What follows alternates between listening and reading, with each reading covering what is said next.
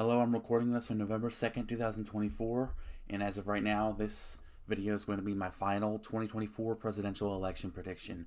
If you're new to this channel, in 2020, I got all 50 states right, and if you're interested in that process, you should go to the description because the first thing you'll see is a link to the video going through that process and how I did that. I have several final changes to make, 2 state call changes from my last video, so stick around. It is going to be really exciting, probably longer than some of my usual videos. It might not be.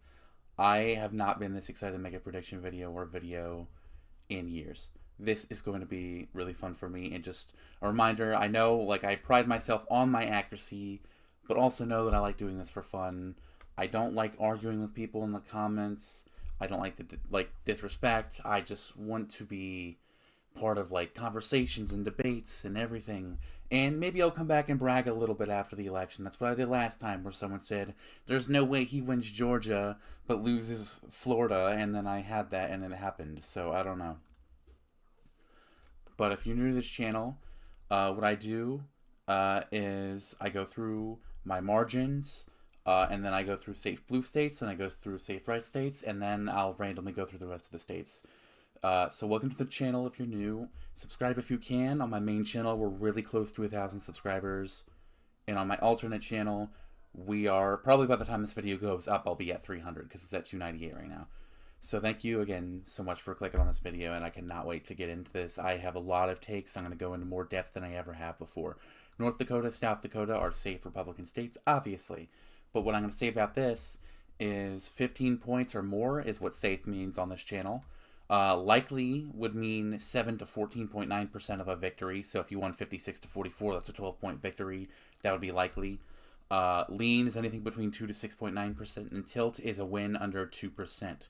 So yes, North Dakota, South Dakota, Wyoming, Idaho, Montana, Utah, Oklahoma, Arkansas, Louisiana, Missouri, Indiana, Kentucky, West Virginia, Tennessee, Alabama, Mississippi, Nebraska's third, Nebraska at large. And I think, sorry, if you hear anything in the background, that's just my brother or sister screaming. They're fine. They're with people. Don't worry. I just wanted to say something about that, just in case anyone was worried or annoyed about it. I can't really do anything about it, so I apologize. Those are all the safe red parts for Republicans. For Democrats, and I apologize again one more time that I have a sore throat right now, so if I sound off or quiet or take moments to gather the mucus out of the back of my throat, that is why. Like that. So yeah, for Democrats, they should win Hawaii, California, Washington, Oregon, Illinois, especially Illinois once I get to the state. The main topic of today, well, I have 3 main topics today, but yeah, also Vermont, New York, Massachusetts, Rhode Island, Connecticut, New Jersey, I'm moving back to likely. Republicans are doing pretty good in early returns, and I can't tell you how much Democrats are going to outdo that. And obviously, New Jersey has a lot of Republican momentum regardless, even though that Harris has the best momentum for Democrats since 2008, the best favorability for a candidate for Democrats since 2008. And she's also winning undecided voters this past week who have just made up their mind by double digits, which is exactly what Trump did in 2016. This is why I'm being more optimistic than some of these doom and gloom YouTubers or YouTubers who are clearly biased. Obviously, yes, I know I have a bias. I'm going to state that because it's important for people to know that I have a bias. I just want it to be known. But I do have accuracy to back up the fact that I don't put the bias into my picks. Obviously, the only races I've ever called wrong besides 2020 Senate, I don't know what happened there. I don't even want to talk about that. In 2022... the only Senate race I got wrong was Nevada. I said Republicans would win it. A Democrat won that. How am I biased for Democrats? I don't know. It seems like I only ever call races wrong that go against them. And you know why I think that is? I'm nervous. I'm a nervous Democrat, and I choose to be more negative than what I think might happen. So I think it kind of balances up with usual. Right now, as a Democrat who's already voted and who has had a lot of doubts for Harris this past month, I'm feeling more confident than ever that she's going to win this election, and that is because of two words, white women. And I'll get into that when I get into the Iowa poll, because some of you who keep track of this might realize that Ann Seltzer, the best pollster in the entire country's history, probably, she almost always gets it within 2 points, in 2020, despite the fact that Biden was supposed to lose within less than 1% or around 1%. And Seltzer, guess what? She said Trump would win by over 7%. He won by 8. That was extremely accurate. In 2022, she was extremely accurate. In 2020, she was extremely accurate. In 2016, she had Trump winning. She is so accurate, and it is the most important poll that everyone likes to listen to. Obviously, last month they had Harris down 4 or 5 in Iowa. That seems about right with as much as undecideds left, but these undecideds are going to Harris. That explains that the new poll that just came out has Harris up 3 in Iowa. She's winning Iowa on Ann Seltzer's eyes, and while I currently am not confident enough in her to put that should really make Democrats feel really optimistic that these Midwestern women are voting for Democrats more than they have before. Obviously, like I said in the last video, Harris has brought her support from white people with college degrees from 3% in 2020 for Biden to 16% as of right now. That is she's quintupled Biden's victory on white voters with a degree. That is incredible. So yes, while I have all this entire election cycle had Iowa as either safe or likely, and Harris is supposedly up 3 right now, I'm moving it just down to lean. I think Trump gets a 5 or 6 point win in Iowa as of right now. I trust Ann Seltzer a lot, and if Harris wins Iowa, I won't be incredibly surprised because she has Ann Seltzer has so much credibility, and I trust her with my heart. And so if she thinks Harris could win Iowa, then so do I. I don't think she will, but the fact that it's even remotely competitive is incredible for Harris, and it shows you how these undecided voters have shored up, how these white voters especially have shored up in the last month, because most of Iowa is very, very white, and you'll see these white women coming out in droves. But yeah. And obviously, last poll, another thing that said Ohio lean. I'm not moving Ohio to lean. I think Trump will win here by 9% or 10%. I don't think it's going to have that Iowa effect because obviously Ohio's a little bit less white than Ohio's less white than Iowa. I mean Ohio is one of the top 3 white states, and I just think the fact that Harris is making gains with those voters is really, really interesting, especially since she hasn't even gone to Iowa. I mean, maybe it's the Tim Walz effect. Who knows? But yeah, for Democrats, I'm also going to give them Colorado safely. I don't know why I didn't have that before. But I have a lot of likely states to put out right now, so let me put those out. Minnesota, likely. Like I said, the suburban women voters are going to come out around these big cities, so you're going to see what normally is light red around in these suburban areas around Philadelphia that kind of make up some of the difference. What you're going to see this time is it's going to be less red. Instead of being pink red, it might be tilt red or tilt blue in some of these areas. You're going to see a lot of split in the suburban areas instead of just pink red, pink red as in lean red, which is, again, like I just said, you're almost always going to see that. But another likely state, New Hampshire, no doubts about that. Someone in my comments had a doubt about it, but we'll see New Hampshire. If New Hampshire goes blue, I was going to say I'll delete my channel, but I'm not gonna because I love talking to you guys. But I will really do some deep thinking if New Hampshire goes red this time. Same with Maine, and I'm gonna put Maine second at a lean win for Trump. Nebraska's first, like I said, and every time I ever go to Nebraska's first to mark it as likely, I have to explain because the only time I've ever marked it as likely, not said anything, someone had a question about it.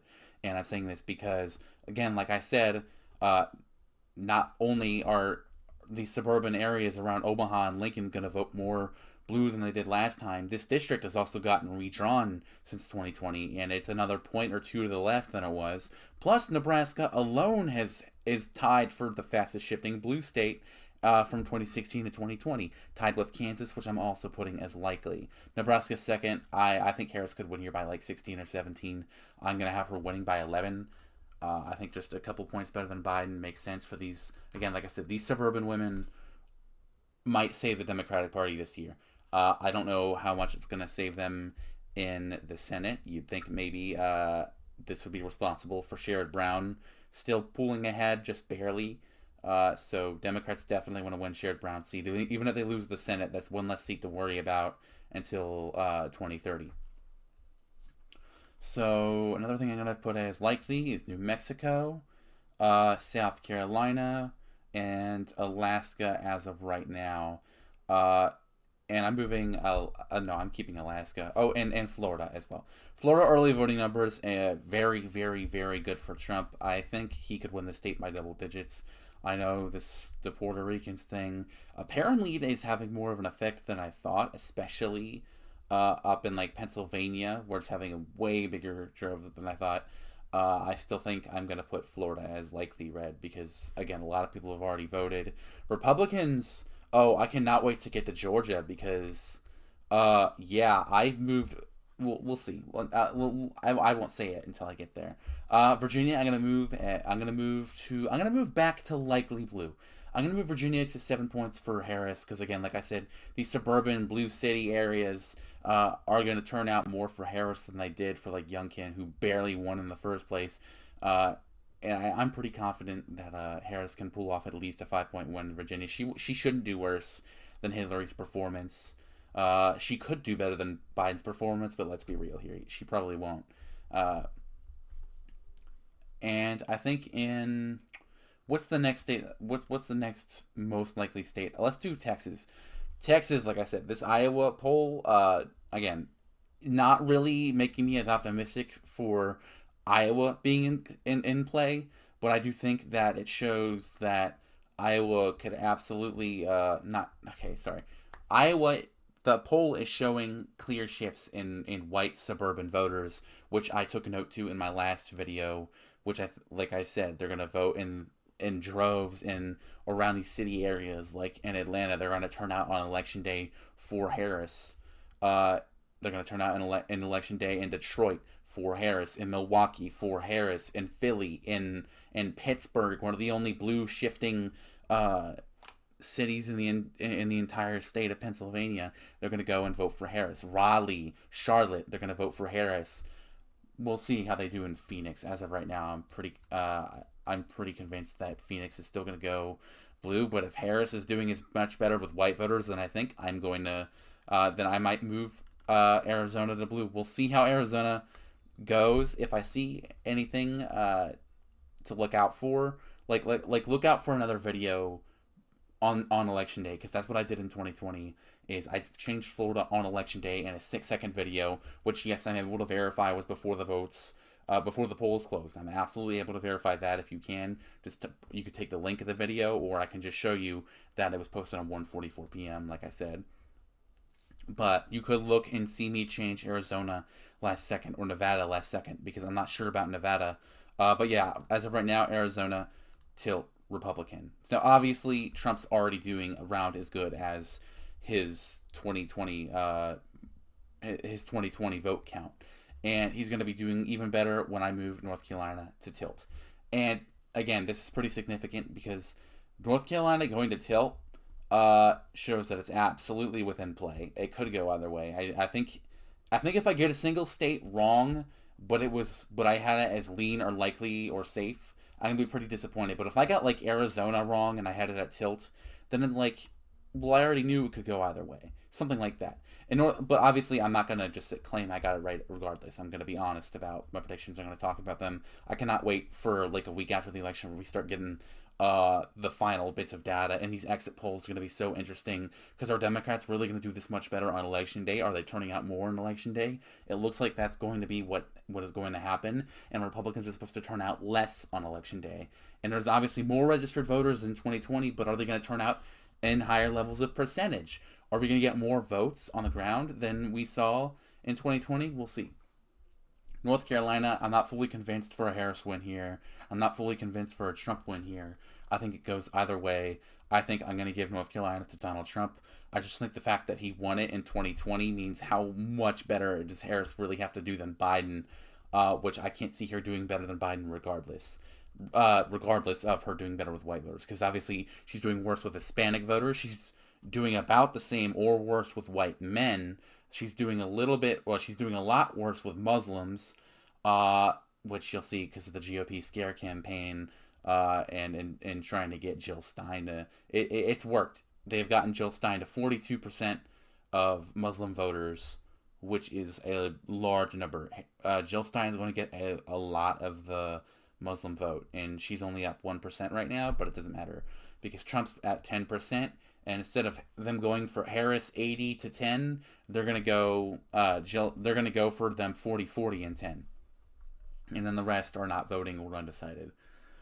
So yeah, look at this. We got one. I had 2 states left. It was Nevada and Georgia. Let's leave it back to those 2 states because those are the 2 states that I've made changes in. Wisconsin, I'm moving back up to lean. Like I've said, I think this voter turnout on election day, I'm more confident than ever Harris is going to be doing better than we thought that she was going to be doing. This is looking like a reverse 2016 effect. I hope that doesn't come back to bite me because it absolutely could, and I don't want to sound stupid. I'm obviously acknowledging Donald Trump could win this election. Especially with Republicans burning ballots and waving machetes at elderly voters. Yes, that happened. Look it up. I think there's obviously a chance that Donald Trump wins this election.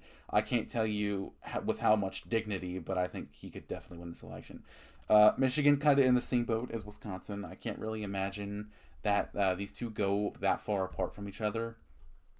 They went around 2 points apart from each other in 2020, though, so you could absolutely see Wisconsin go for Trump. And I think I've seen a lot of Democrats express their concern about Wisconsin being a surprise for Trump. But again, I just think this election day Democratic voter turnout for women is going to be incredibly, incredibly high. There's going to be, in some of these bigger cities with these suburban areas, you're going to see voter records shattered like never before. I don't know if there's going to be more votes than 2020 because obviously there's other demographics that are down in turnout. Like I expect, like blacks are down in turnout.